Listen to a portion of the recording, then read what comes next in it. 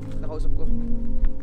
Sabi niya, ano daw yung mga reflection ng bawat isa sa nangyari ngayon. Yung effort, yung mindset natin. Anong reason bakit hindi tayo sumusuko? Kasi may gusto ko marating. ha? May gusto ko marating. May gusto kang marating. Eksakto. Achievement, di ba? Kahit sobrang hindi mo na kinakaya, pero nasa isip mo ay tutuloy ko pa rin to.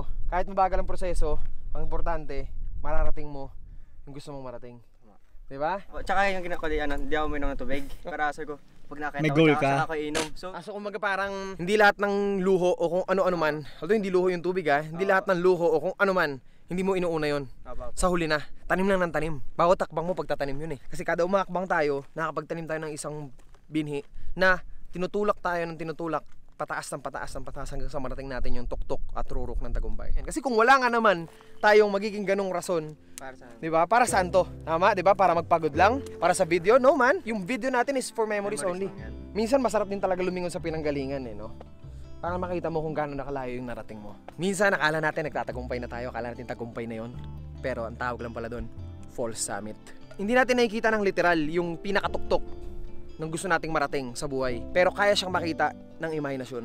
Hanggat meron kang imahinasyon, meron kang misyon.